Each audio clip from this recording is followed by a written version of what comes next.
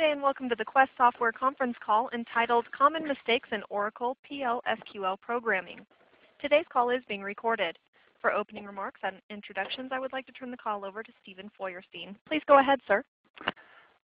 Thank you very much, and welcome everybody on this Friday afternoon. This is Stephen Feuerstein, Senior Technology Advisor of Quest, and a person who spends more time writing and thinking about PL/SQL than I imagine just about anybody on the whole planet.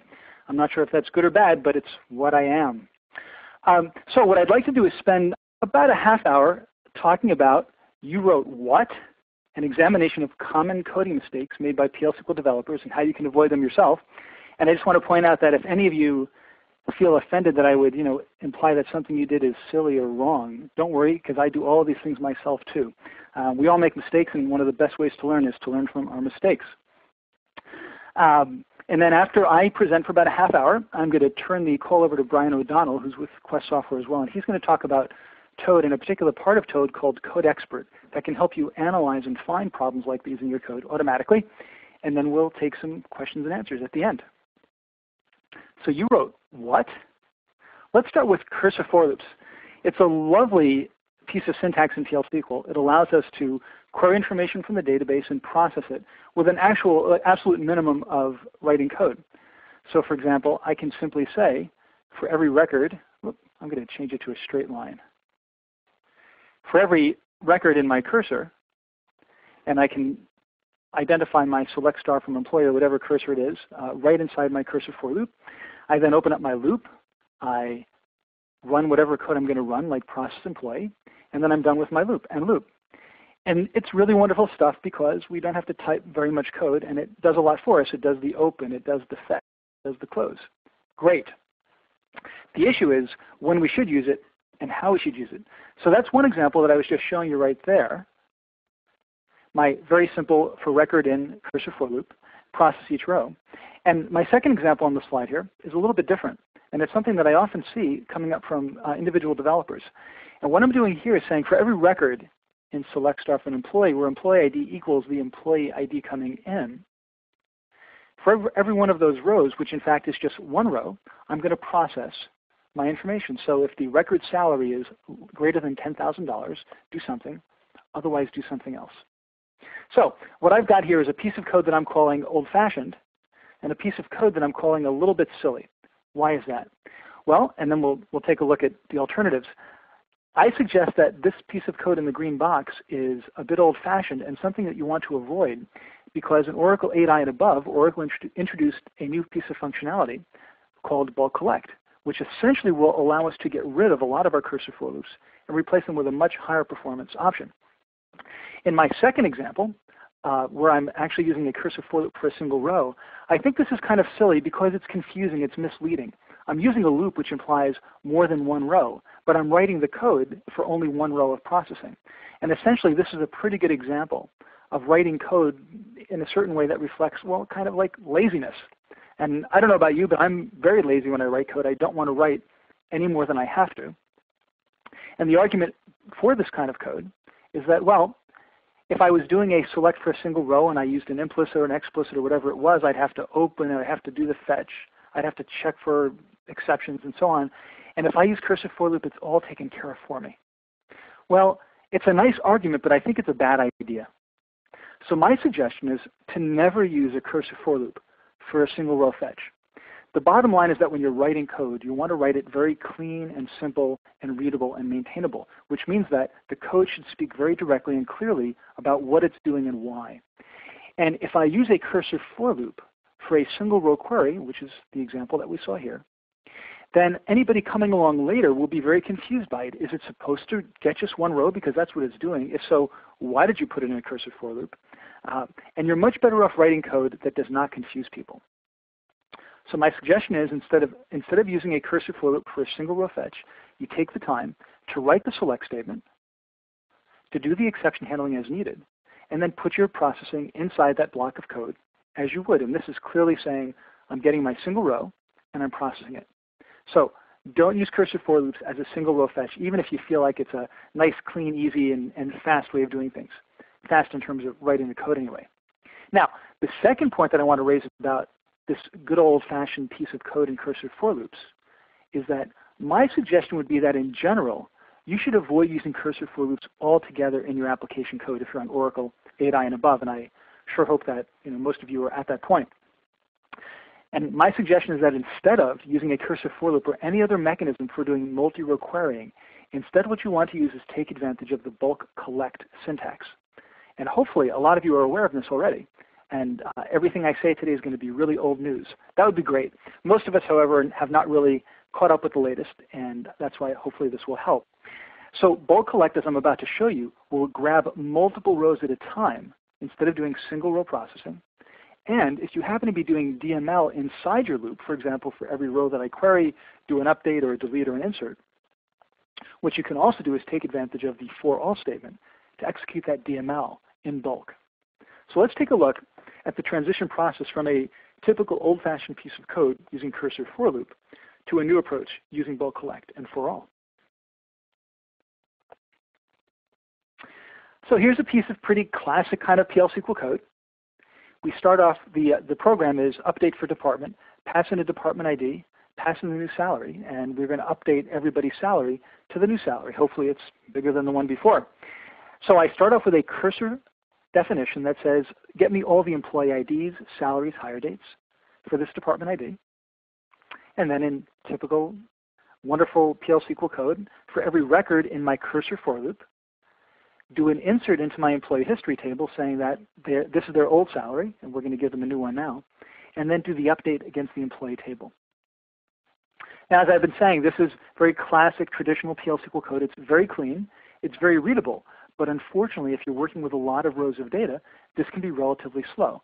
If you have 5 rows that you're updating, 10 rows, it probably doesn't matter. If you've got 1,000 rows or 10,000 rows, this could go very slowly. And one of the things that Oracle did in Oracle 8i was recognize the need to provide a higher performance interface to the underlying SQL engine.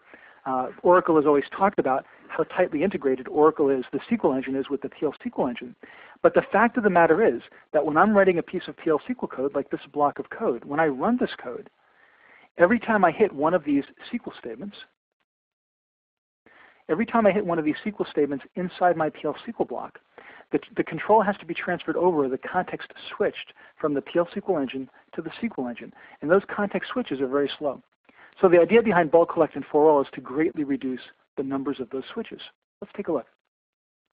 So if I want to start working with bulk collect and for all, either one of them, what I first have to do is make the transition to using collections. Now, I'm not doing a presentation on collections per se here. We may do one in the future. But I can give you a sense of what's going on here. So what I'm going to do is for each of the different columns that I need, my employees, salaries, and hire dates, I'm going to declare a collection type. Here are my 3 types. Each type says, declare a table of or a collection of, that's what this is right here, a collection of employee IDs indexed by binary integer. So it's essentially a single dimensional array, each row of which contains one of those numbers, one of those employee IDs. That's the general type, and then I'm going to declare an employee's variable based on the employee table type. So I declare a new type of data right in my program, and then I declare a variable based on it. And I do that for each one of my different types, for each one of my different columns. So 3 different collection types, 3 different collections based on those types. Great. With those in place, what I will now do is take that cursor for loop and replace it entirely with a single bulk collect statement. So here's my select of my 3 different columns, just as before. But instead of doing row by row processing, I'm going to say bulk collect into, and then my 3 different collections from the employee table for the same where clause. So what's happening here inside the engine is that instead of going back and forth, let's say 100 times or 1,000 times to get each individual row and then process that row, it's going to pass the request over to the SQL engine, get me all these rows, and then it will do all the processing in a single pass to the SQL engine, populate up the collections, and pass them back to your program. So instead of opening that cursor, keeping it open for however long, it will be very quickly snapping the information back to you. And the end result is that I then have these 3 collections filled with all my rows of data, with the information obviously synchronized among all 3 of them. Once I've got that piece in place, all those collections populated, I can now do my for all statements, pushing the data back to the database. Now, because I have an insert and an update, I'm going to have 2 different for all statements. for all is the new statement in Oracle 8i, and it's been enhanced steadily and in some very nice ways in Oracle 9i and then in 10G. And what this is saying is that forget about the loop processing. The for all is an extended DML statement.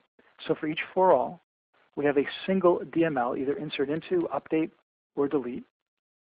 And you basically associate this entire insert statement with the for all statement, and particularly the collection. So here's the range of values that I want to run it across, go from the first to the last values in my employees collection. And for every row that I find there, use the corresponding row in my different collections, employees, salaries, and hire dates, to push the information into the database. In my update statement, I'm going to go from first to last once again. My where clause will have my binding value for my employee ID, update these particular rows. Set the values to the new salary, which is fixed, and the corresponding hire date for each employee. In this case, I'm not actually changing the hire date, but it demonstrates how you can reference these collections both to drive the where clause and also in the set clause itself. And by taking this approach, again, rather than move back and forth between the database, it will simply go out to the data, it'll populate the collection, take the collection of values, push them across to the SQL engine, make all the changes, and then pass the results back to the Oracle side. And by making these changes, specifically on the DML side from the individual row-by-row inserts and updates to this for all processing, you can pretty safely see an order of magnitude performance improvement. In other words, something that might take a minute could take 6 seconds, which is pretty remarkable. It's actually relatively rare to find situations where just changing the PL SQL code results in drastic changes in performance, orders of magnitude, but this is one of those cases. So we start out with, to just recap this a little bit, our old-fashioned code, which looks very nice and makes perfect sense, but is the kind of thing you will want to avoid now. If you ever see this row-by-row processing, cursor for loops, numeric for loops, especially with DML inside it, you should be thinking bulk collect and for all. And by taking that approach, you'll have a dramatically improved performance in your application. Now, there are some nuances and issues here. Obviously, this is not meant to be a full training on any of these topics. Let me just point out a few things. And then at the end, you could follow up with more detailed questions. What we're doing here is essentially trading off memory for CPU. By creating all of these cached collections, I can pass a bulk amount of data using more memory between these two different engines, saving CPU cycles. You will, however, be using a lot more memory in your programs when you start to use these collections. And you have to be aware of that. If you're running a massively multi-user system with thousands and thousands of users, each with their own connection to Oracle, each with their own program global area or PGA, they will each have their copies of these tables. And you can use up an awful lot of memory from your computer if you do that. So that's one of the things to be aware of. Okay, so in general, avoid cursor for loops. Definitely don't use a cursor for loop for a single row of data. Very misleading. But beyond that, switch over to bulk processing. Okay, next topic. A string is a string is a string? Well, there are many different kinds of strings in any programming language. In Oracle, there are, of course, a wide variety of things. There are varchar2. There's the fixed length char. There's varchar without the varchar2. There's nvarchar2. Lots of different possibilities. And I think you have to really look closely at how to use the different types, and specifically how to declare variables based on the types. And that's what I'm going to focus on today. First of all, I'm just going to assume that you're generally avoiding the caret data type. Fixed length data types can lead to all sorts of confusion in terms of the kind of processing it does, since it will actually pad to the right with blanks to fill out your strings. So in general, you want to be working with varchar2, unless you're working with national language issues, and you might be working with nvarchar2. So let's take a look at this piece of code that you see below. I've got 3 different variables declared: last name, full name, and big string. My last name is declared to be varchar2 100. And if you look at and my full name is declared to be varchar2 500, big string varchar2 32K or 32767. Now, let's take a look at why I would have done this. When I'm about to declare a variable, a varchar2 variable, I have to give it a length. That's one of the things about PL SQL. I can't simply say, declare it as varchar2 and let Oracle work out the issue of how much to instantiate, how much memory to use. So what I'll generally do is write varchar2 and a number or something else. Now, in this case, with last name varchar2, this is going to be holding the last name from the employee table. There's my query right here.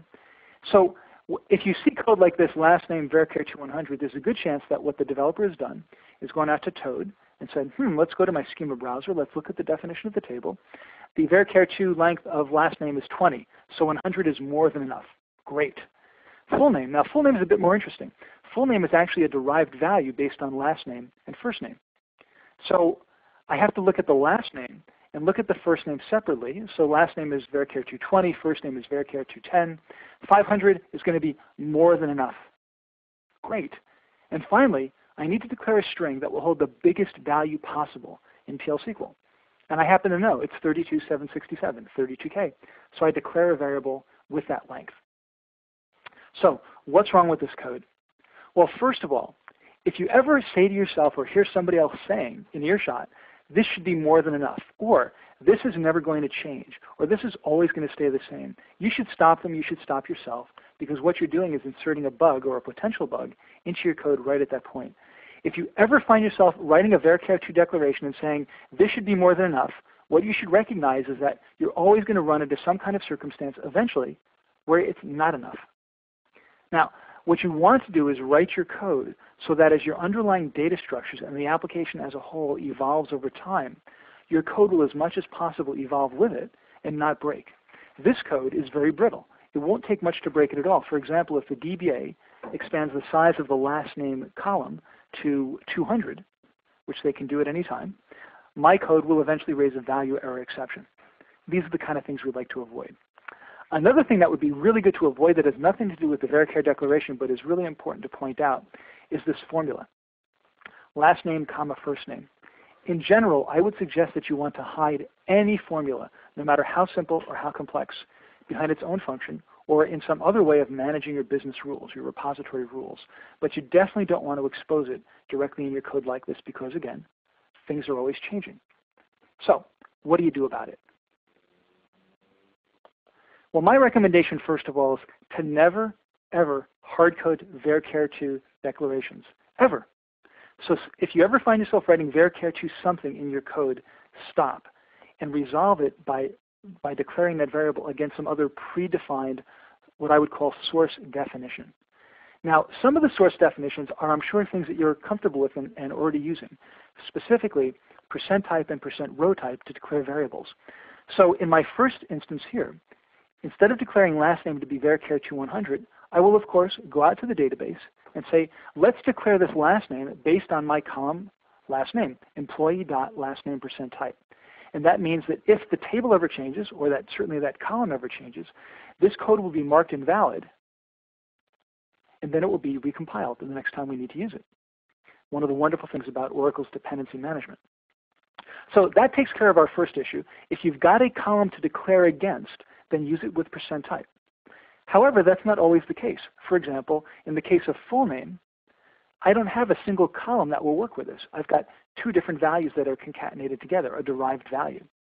So what you then want to do is declare for yourself your own application types. And then you can use those types in your declarations. Now I'm going to show you the code for it in just a moment. It's called a subtype. But my application code then looks like this. My full name is my local full name is declared to be employee_RP, which is my rules package for the employee table. And then I'm going to use a special type called full name, T. So that's an actual predefined data type that I can now declare against in my application. And by taking those two approaches, and I'll talk about the last one in just a moment, by either using %type or using these application-defined types, you can make sure that your application code has no varchar2 hard-coded declarations whatsoever. The third example is a variant on the second. My big string is now declared to be PL SQL constants, which is the name of the package, dot max varchar2_t. So again, I've got this other thing defined somewhere else that says this is the maximum size possible for varchar2. Define it that way. The advantage to doing this as opposed to varchar2 32,767 is that, of course, hopefully over time, Oracle will say 32K, no, you can have strings maximum size 64K, 1 gigabyte, 2 gig, who knows? The point is you don't want to hard code these limitations, whatever is currently a limitation of Oracle inside your application. Now in terms of the impact on my code, let's go back a slide for a moment. Notice I had my exposed implementation of my rule here, my last comma first. So as part of my changes, I've not only declared my variables so that I no longer have varchar2 hard-coded declarations, but I've also created a function employee RP, the rules package full name. I pass it the first and last name, and it returns the construction of the full name. And I no longer have to have that formula there. I no longer have to know what the formula is. It's just a service that's being provided to me. So that's what I think your code should look like instead of the varchar2 declarations. Here's the kind of code you might be writing to support those declarations. First of all, if you have a lot of business rules or other kind of formulas for a given table or business entity, create a separate package for them. I like to call them the RP packages, the rule package.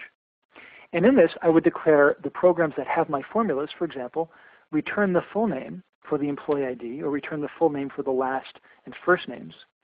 But also, I can declare my own application-specific types. And I do that by using the subtype definition. The subtype says create a type of this new name, full name underscore T, and it is some other previously defined type. So essentially, all you're doing with an alias, all you're doing with a subtype is creating an alias for another existing type, but you can hide the implementation details. Now, I'm sure some of you are saying, well, Stephen, you just said never have a varchar2 declaration in your application, and here's one right here, varchar2 200. And it's true, I have defined it here, but the point is that this is my source definition. I define it in this one place, and then I can use it throughout my application.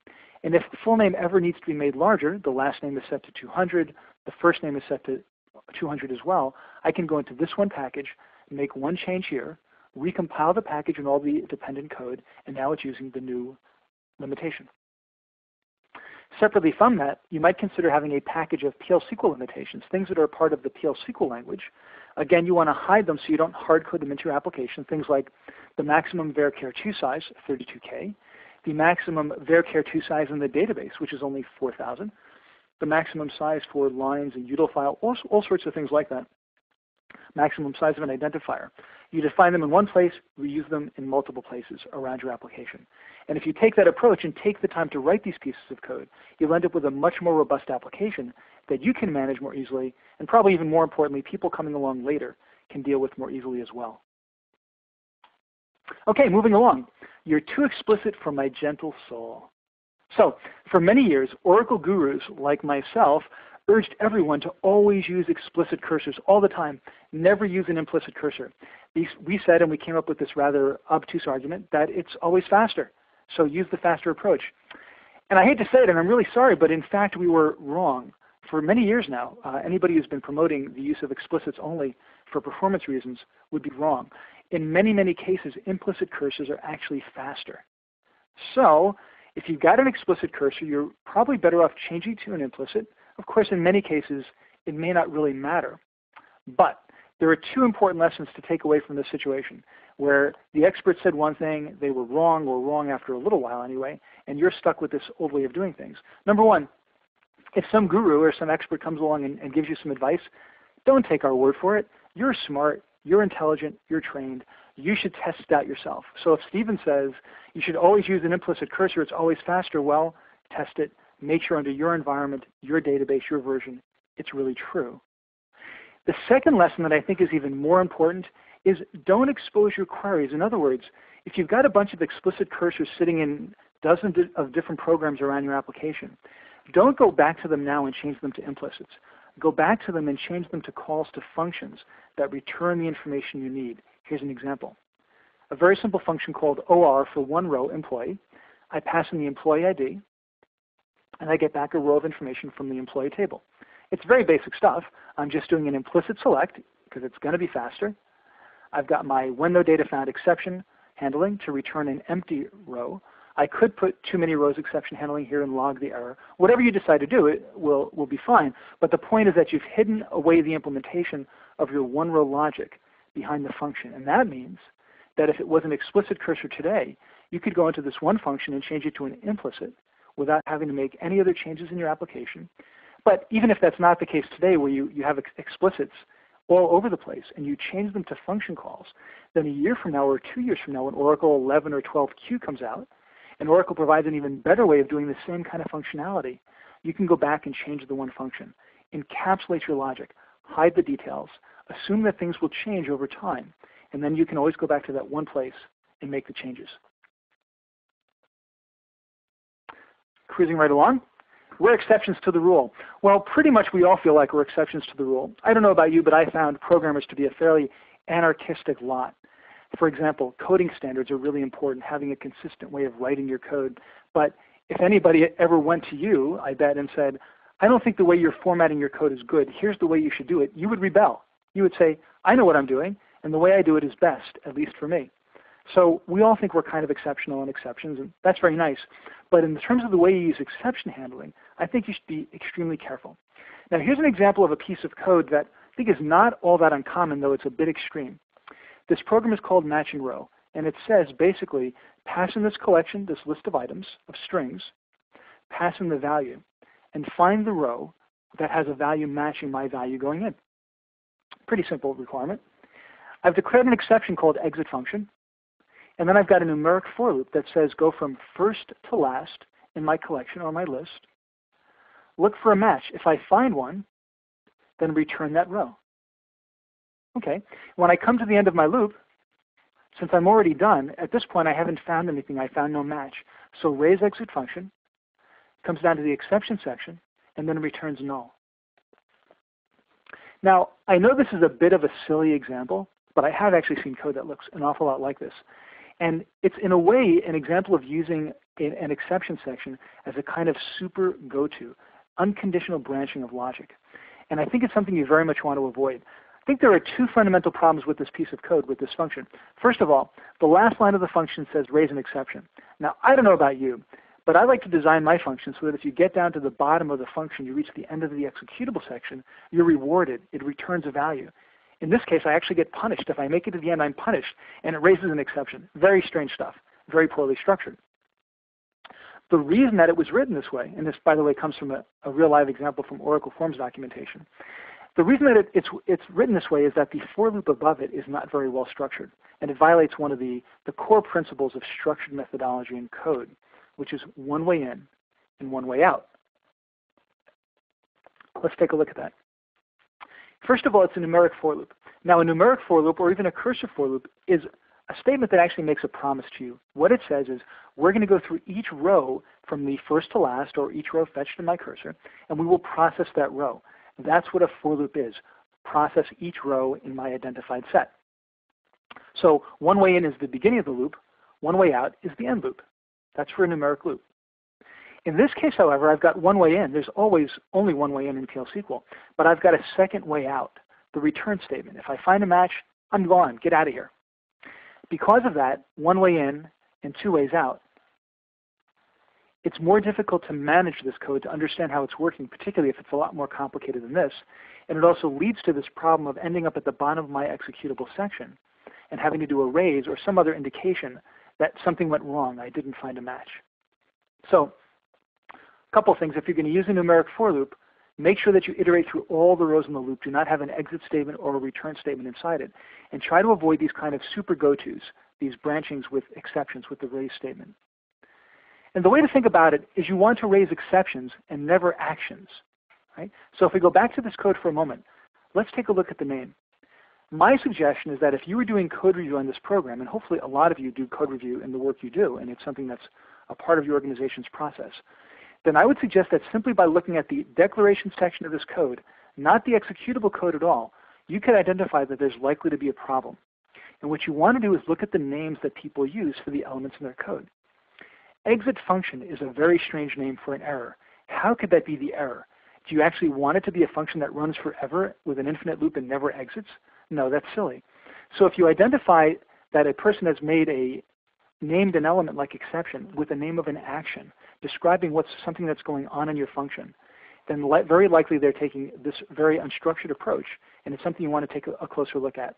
So my suggestion is avoid go-tos in your application, but also avoid exceptions, raising exceptions that are like go-tos. Next, don't assume you haven't made assumptions.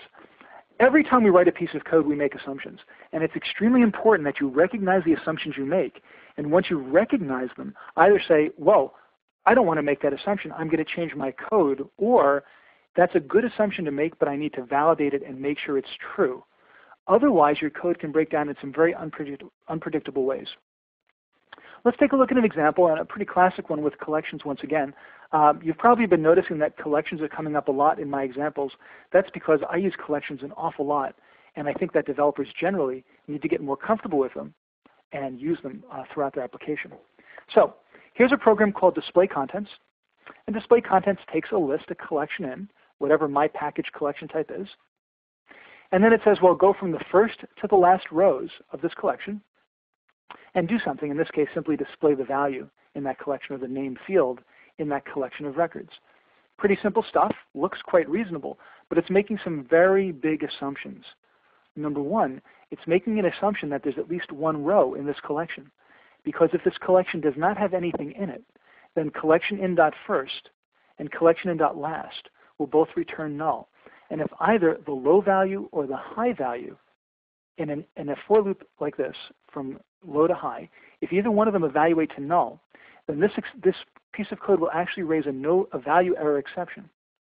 So Oracle doesn't say, oh, you've got nothing in it, I'm not going to try to process it. It says, it's a null value, I don't know what to do with it, I'll raise value error.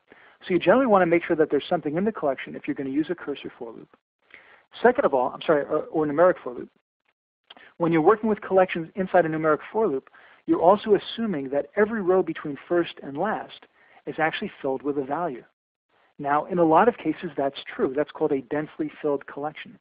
But in a lot of other cases, it's not true. You can have a sparse collection of associative array in which I have a value in row 1 and a value in row 25, and nothing in between, just a big gap. And if I try to use code like this, it'll start with 1, and then it'll go to 2, and then it'll give us an exception, because if you try to touch a row in a collection that doesn't exist, Oracle raises the no data found exception, just like doing a select into. And the bottom line is that associative arrays can be sparse, and you don't want to rely on the fact or the assumption that they are dense. Right? For loops are not smart about collections at all. So let's take a look at assumptionless code when I'm working with collections. Here's my display contents for my collection. Now what I'm going to do is declare a local variable for my index. I'm going to start with the first row that's defined in my collection. And if there's nothing in the collection, it returns null. And then I have a while loop, not a for loop, a while loop that says, while my index is not null, so it won't even start if there's nothing in it, do my processing, in this case, display a value in my collection, and then go to the next row in my collection. And the next method on my collection will hop over any of the intervening points that are not defined. And so this will avoid the no data found exception and the value error exception. And this is the best way to write a loop against a collection. Okay? So the first step was identify the assumptions you've made. What's going on here that I need to be true in order for this code to work right? And then either validate those assumptions, or even better, write code where the assumptions are taken out, where you've accounted for the assumptions in your code itself. Okay, so that's the end of my topics on you did what and common mistakes for coding. There are, of course, many, many others. Now, PowerPoint, of course, is a fine mechanism for communicating ideas, especially when I can actually sit and talk with you at the same time. And hopefully you did learn some interesting tips. However, of course, you can't have me talking with you all day long about over your shoulder about your code and ways to improve it. So I think what's even better than a PowerPoint is a product that will help you automatically analyze your code and tell you where you might find problems like these and perhaps many others. And a product that will do that for you is called Code Expert. It's a part of Toad. And I'd like to turn over the call to Brian O'Donnell, who will tell you a bit more about that. And then we'll come back and do some feedback. Brian, are you there? Hello? Hello, Brian. Hi, how are you? Sorry, my headset just went nuts on me. I think we survived. Okay, good. Well, thank you very much, Stephen. That was very helpful for me, and I'm sure everyone else got a lot out of it. We've got about almost 400 people on the call, and I'm sure you all didn't join to listen to me, so I'll be pretty quick. I just want to be able to show you how Toad can help you in identifying some of the issues that Stephen brought up and a bunch more. I'm not going to purport to be nearly as PL SQL savvy as Stephen is, but what I can do is leverage Toad to get some of his knowledge and transfer that to myself and my code. So hopefully everyone's seeing my Toad screen now. Stephen, I think you can talk back. Are you seeing it?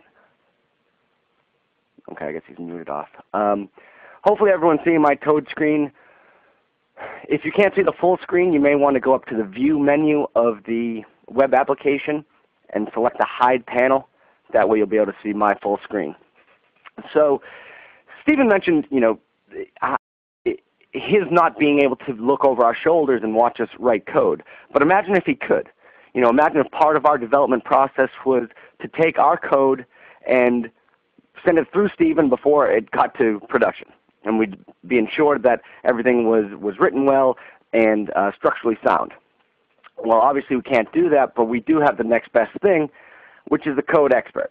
That's what we're looking at here in Toad. It's within the procedure editor. I'll assume that a lot of you are familiar with Toad. I'm sure some are not. Just real briefly, Toad, the leading tool for handling Oracle development, stands for Tool for Oracle Application Development. And it's the #1 tool in the world. We have over 500,000 users, so it's definitely a wonderful tool for helping us write PL SQL. Now beyond that, we've got Code Expert within Toad. Now it's this little kind of database icon with a flag, and it's going to be our code review. So I'll click this icon. And essentially what the code review does is takes our code and sends it through and runs it against a whole slew of predetermined rules. So here we can select the different sets of rules it's checking. And we can also set our own rules. So I can configure these rule sets to apply just the rules that I'm mainly concerned with. And we can see the different levels of severity that are attached, and we can switch these levels of severity. So this is really fully customizable. So now I've got this written, and as part of my review, I can just click this play button. So instead of my having to go out and actually do a review myself, we've now got the tool to automate that for us. So let's see what it's come up with. Down here I can see some of the rules that we've broken. I've broken 3 of our rules of efficiency, 4 in maintainability, 6 in rules, 6 in program structure, and 3 in readability. Now all of the information within this Code Expert comes directly from Stephen's experience and Stephen's work. So this is how it is, it's very similar to having Stephen at our desk. So I can open this up, and it shows me some of our variable declaration. Stephen was talking about this earlier for the data types. So I might want to get some more information by double-clicking. Double-clicking is going to explain why this rule was broken and what's the effect of that rules being broken. So here I can read about it, gain that knowledge, and I've also got some hyperlinks here that will give me some other areas of interest pertinent to my heading.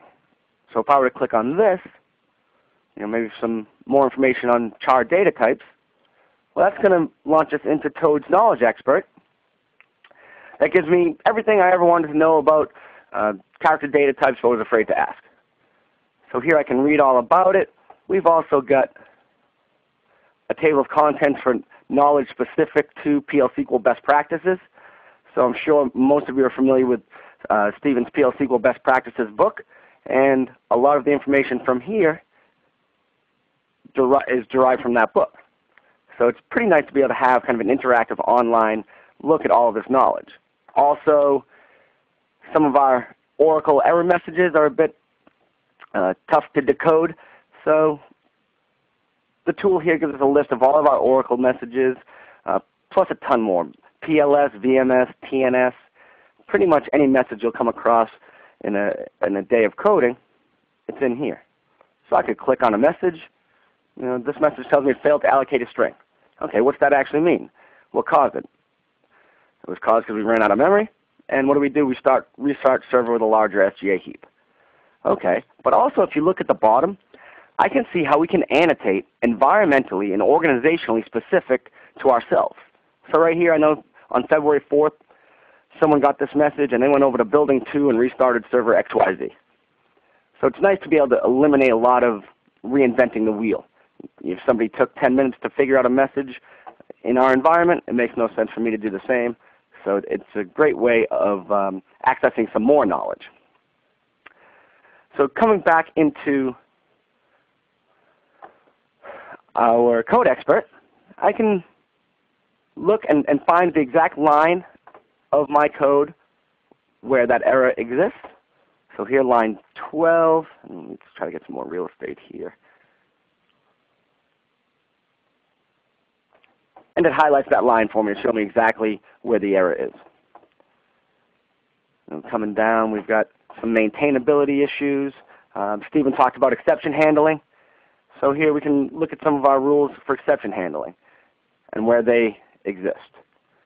So it's a very, very nice and speedy way to run through a code review. I know most businesses and companies have some sort of code review in place that people have to follow in terms of a process.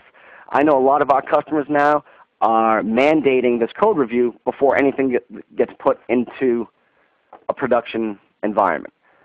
So we've also got the summary report that's used as kind of proof that people have run this through our code expert, and it shows me a breakdown of my different rules and what's been flagged and different levels of complexity and cyclomatic complexity, computational complexity, and it'll also explain these to us. So, if you want further information on cyclomatic complexity, well, we can read about cyclomatic complexities through our drill in here.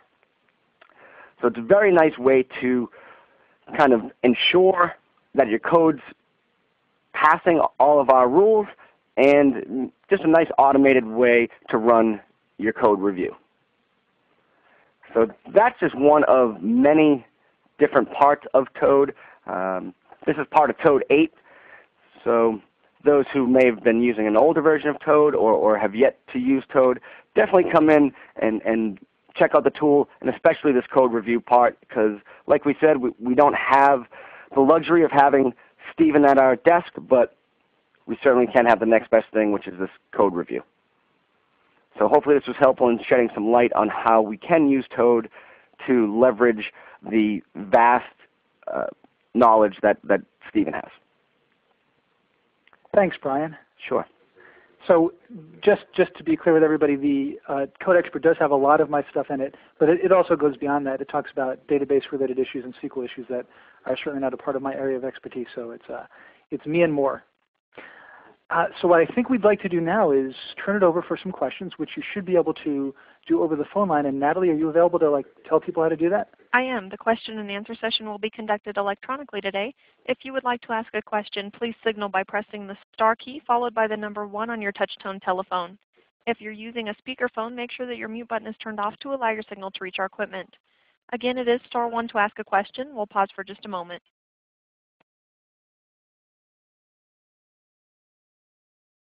And if people are international and they can't call in very easily, can they type a message through the chat box as well? We have a question on the phone line from Sri Trilapatati. Hello. Hello. Yeah, I want to ask if this Code Expert comes with Toad 8 or it's a separate license we have to buy? It comes with Toad 8 Professional Package and Expert Package, so there are a few different packages of Toad available. Okay. So with the Professional and Expert packages of Toad, you'll get the Code Expert. Yeah, because I currently own Toad Professional Package and I don't see Code Expert button on my procedure window. Okay, are you running Toad 8? Yeah. Well, you should. Do you have to go and do something there or something? No, it's automatic with Toad 8 Professional. Okay. So what I would do is check with your sales rep and make sure that you've got the appropriate license. Are you running the debugger as well? I'm not sure. Okay, yeah.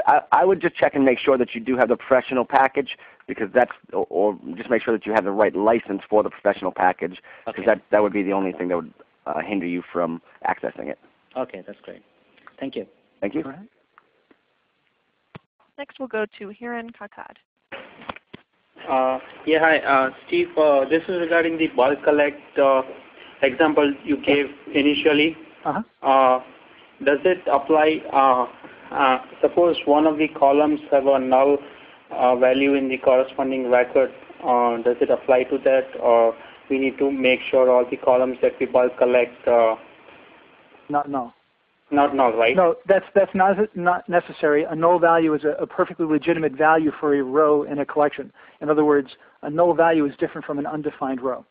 So if you query back 3 columns and one of the columns is nullable and half of them are null, you'll still have, let's say, 10 rows in each of those collections. But in one of those collections, most of the values will be null. That's perfectly fine. So you'd be, I'd be still dealing with the record completely and not have to maintain the indexes of the. That's right. Oracle will take care of that all for you. So the indexes will be filled out even if the values are null. All right, thanks. Sure. And by the way, one thing I didn't mention in the call, and there's only so much I can show in a few examples, is that in Oracle 9i Release 2 and above, you can bulk collect into collections of records. So you don't have to declare individual field collections, but a single collection of records on a table, which is a very simple, powerful mechanism. The only issue then is that if you're using those collections of records, if you need to do a for all with that data, you cannot currently use collections of records or reference fields of a collection of records inside that bulk, inside the for all. All right, Steve, thanks. You're welcome. Thanks for calling. Next we'll go to James Mann. Hello, I'd just like to make a little comment. You mentioned that it's very usual to use the CHAR data type. The one time I use it is, let's say, in an output string, I want a string of like 23 blanks. Then I just say char 23 and initialize it to one blank. And then I know it pads it out. And this way, I do not have to count out 23 blanks myself. Good point. I mean, certainly if you have a very specific requirement that mandates a certain fixed number of strings, that's exactly what char will do for you. So that's a perfectly justifiable way to do that. Of course, just as an FYI, you can also use rpad and then pad out a string to whatever number of characters you want. But you're right, with the char, that certainly basically defines it in the data structure itself, and that sounds like a good way to self-document that this is exactly what you want. Yep, good point. Thanks. Next we'll go to Ashu Tiwari. Hey Steve, I have a question for you. Sure. This is regarding the bulk collect process. I'm working in the data warehousing environment where we are dealing with like millions and millions of rows. Yeah. And what the restrictive nature of this bulk collect is that you cannot do any processing on the data. Like if you want to do some cleaning of data or something, and you want to use bulk collect, probably you cannot do it, right? Well, essentially what's happening, we're going to bring up the original slide with the old-fashioned code. Where is it? Let's see. Here's my old-fashioned code. What you're seeing on this slide is that the processing is very integrated. I get a single row. For each row that I get, I do my individual row processing. When you move to using bulk collect and for all, what you end up doing is working in phases. Phase 1, get all the data, populate my collections. Phase 2, do the processing I want to do on those rows. Okay, so you do lose one of the trade-offs between the cursor for loop and the bulk collect is you lose that row by row processing. But what you can do is grab the rows that you want to work with and then go through each of the rows, do whatever processing of that data, cleaning up the data that you want to do, and then take the next step, which would be one or more for-alls. So I think you can still do everything you need to do. You can just do it faster. But like for example, I have a big fact table which I'm loading using bulk collect. Yeah. And I want to look certain keys into the dimension tables. Okay. Can I do that using bulk collect? Well, any select statement that you can write, you can run with a bulk collect. So you can have a complex where clause that pulls out certain information. I don't know if that's answering what you're asking or not. The other thing is that if you need to query millions of rows of data, you're probably not going to use a single select bulk collect into, because this will use up an enormous amount of memory, right, in these different collections. And what you can also do with bulk collect is use an explicit cursor and then open and fetch. Yeah, that's what I'm doing, yeah. Okay, so what you will say is fetch bulk collect into, and then use the limit clause to say, I only want to get 1,000 at a time. And process those 1,000 and do the next 1,000. Yeah, the only challenge I face is while cleaning the data while using bulk collect. So yeah, I just wanted to figure out like if there is that can be easily handled using bulk collect, you know. Well, so I guess what I'm saying is that probably the complexity, the details of the question you're asking now kind of exceed what we can do over the phone. I think the answer would be yes, you can do it. Yeah. Whether or not it's convenient, whether or not you lose some of the performance benefits by having to do that cleaning with each of the bulk collect passes, I'm not sure. Yeah. But you should be able to do it. Okay. All right. Thanks a lot. You're welcome. Next we'll go to Prakash Badlani. Hi. I just have a question about the pricing structure of the product. Okay. And what are the different licenses, going from academic, to a developer, to a professional, to a commercial? That would be something that I'd have to get you in contact with a sales rep about. I don't handle any of the pricing things. You can look at some of the list pricing on the website. Okay. So if you go to www.quest.com, and you can also download the tool there, so you can download the full expert package and play with it for 30 days, get this code expert, some tuning information, and as soon as you download it, a sales rep will get in contact with you, and they'll be happy to talk pricing with you. Great. Thank you. Thank you. Next we'll go to Pete Jones. Yeah, I was just playing around with my copy of Toad when you were talking about Code Expert. And just thank you that I discovered what that little button means now. Fantastic. Good. That was part of the point. Yeah. It's an obscure icon, isn't it? Yeah, it's way over there. I didn't even see it hardly. All the other icons. My problem is that as you were talking, I had a real production piece of code here and ran little rules, and it came up with some suggestions and everything. Well, when I go to double click on the suggestions like avoid using delete or update without a where clause or something, for example, it brings up that detail window with rule whatever the number is, but it says telling me that page can't be displayed. Anything off cuff here that you can think of that maybe a setting problem or something like that? It keeps telling me that every time I try to go drill down a level. Right. The only thing I could think of is something may have gone awry when in installing Toad, because Knowledge Expert has its own kind of installation within Toad. So that's the only thing I can think of is trying to access the Knowledge Expert stuff, and something may have happened with the installation. I would try to do just a quick uninstall, reinstall, and if that doesn't work, it'll save all your Toad settings and everything. You don't have to worry about that. Okay. Brian, couldn't you also see if you can bring up Knowledge Expert directly off of the main toolbar? Sure. Just to verify that. Do you know how to do that? Is it James? The main Pete. Pete, there's a head with a light bulb inside it. Directly under the View menu option. We probably shouldn't take Knowledge too much time Expert. on the call to do this. But Knowledge Expert. Yeah. See if you can start that up. That would verify if the problem's at that point. It says no Knowledge Experts found. Right. So I think that just hasn't been installed. Okay.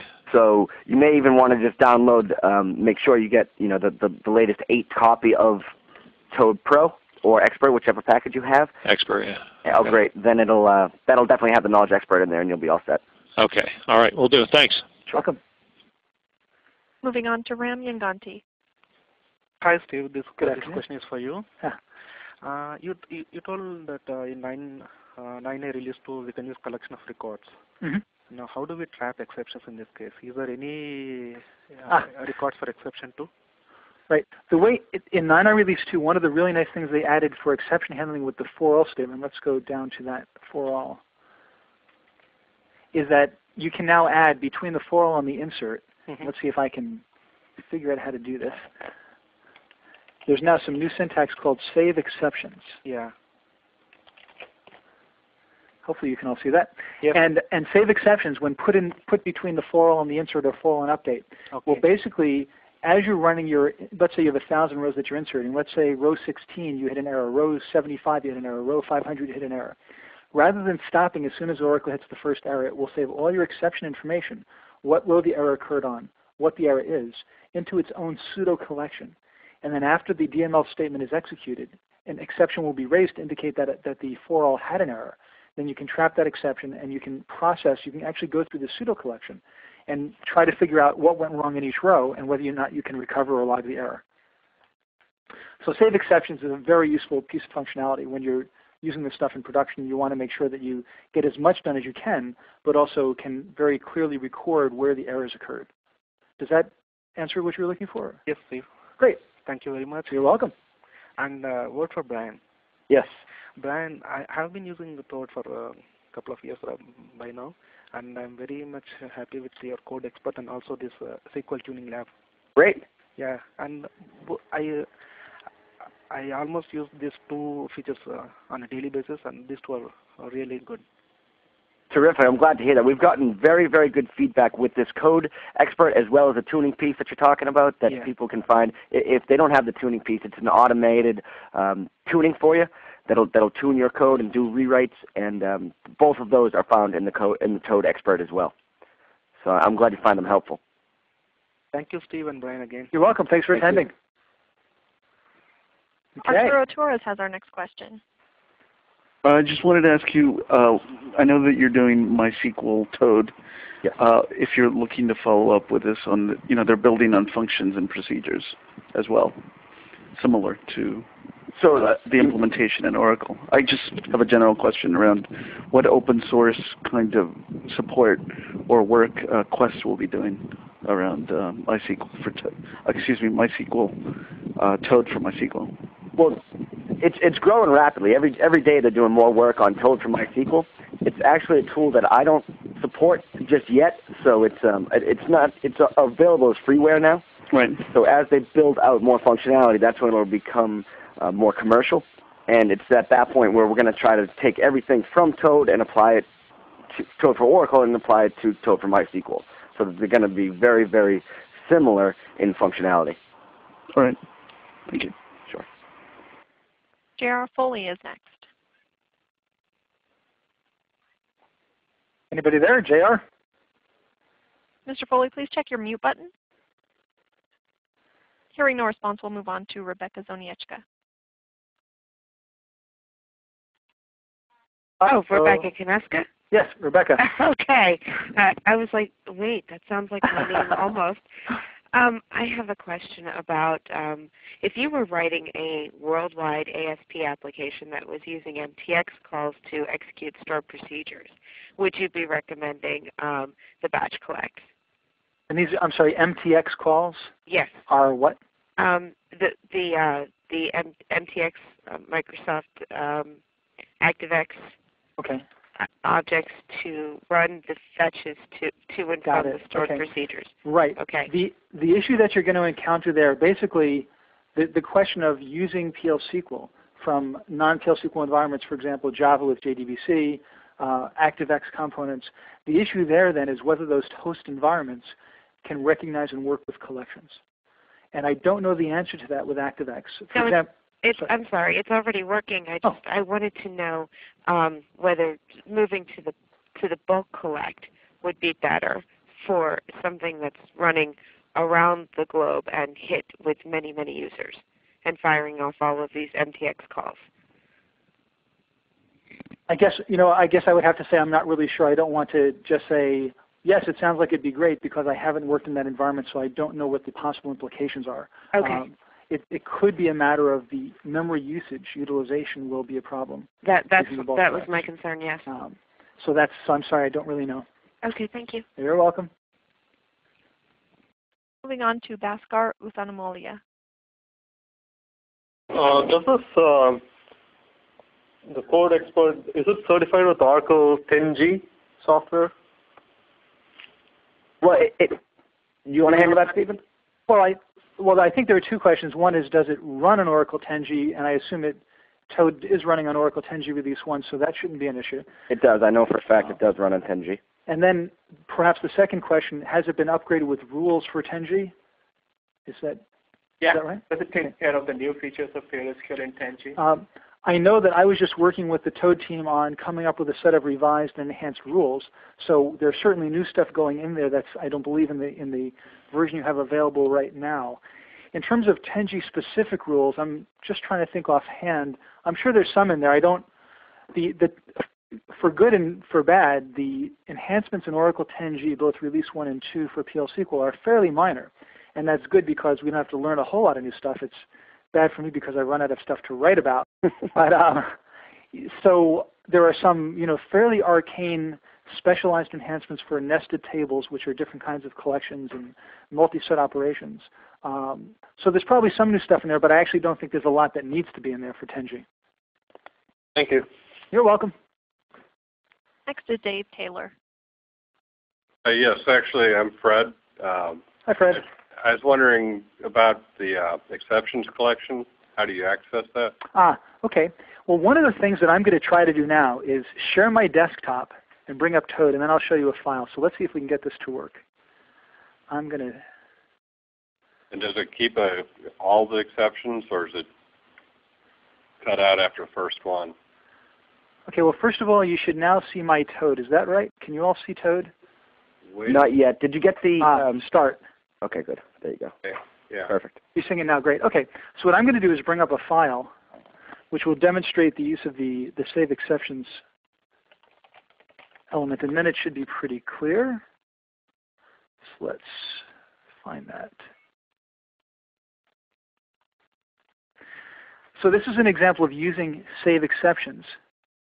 Here's my for all statement, and there's my save exceptions line. And can everybody see this? Is that right? Brian, can you see it? Perfect. Okay, great. So if I get an error inside my for all statement, it'll happen after all the rows are processed. And then Oracle will raise the negative 24381. That's the error number for bulk exceptions. And I've actually given it a name so we don't have to have if SQL code equals negative 24381 because that's really scary looking. And what you'll find is that Oracle has populated a collection called SQL% bulk exceptions. It's called a pseudo collection because it looks and acts like a collection, but it's not quite fully a collection. I can go from 1 to the count, but I can't, for example, go from first to last. But given that, I can go from 1 to the count for each of the different rows in my bulk exceptions collection. It's a collection of records, and each record has 2 fields, the error index and the error code. The error index tells you which row in the original binding array, which is right here, which of these rows caused the error. So for example, it would tell me that on the 3rd and the 5th row, I had an error if I run this example. And then it also tells me the corresponding error code. So if the value is too large or the value is null and it couldn't be null, the SQL error code will be also put into the bulk exceptions collection. So what you're seeing here is an example of looping through the collection and simply displaying the information. But more likely what you're going to do is say, well, this is a recoverable error. For example, value is too long. So I'm going to do a substring and try it again. Or I'm going to write out to my log table each of the different exceptions that I found and then commit. Does that help? Yes, thank you. Excellent. You're welcome. And there are no further questions at this time. Mr. Feuerstein, I'll turn things back to you for any closing comments. Excellent. Well, let's see. If I turn off sharing and I go back to my presentation, I might be able to do that. Let's see. Maybe. Oh, I click on my slide. Right. Sorry, folks. I'll be there in a second. There we go. So thanks for joining us this afternoon. I hope it was useful for you. And I look forward to having you again on a future webinar. And do check out Code Expert. It's got a lot of great stuff in there for you. Thanks for attending. Have a good weekend. That does conclude today's conference call.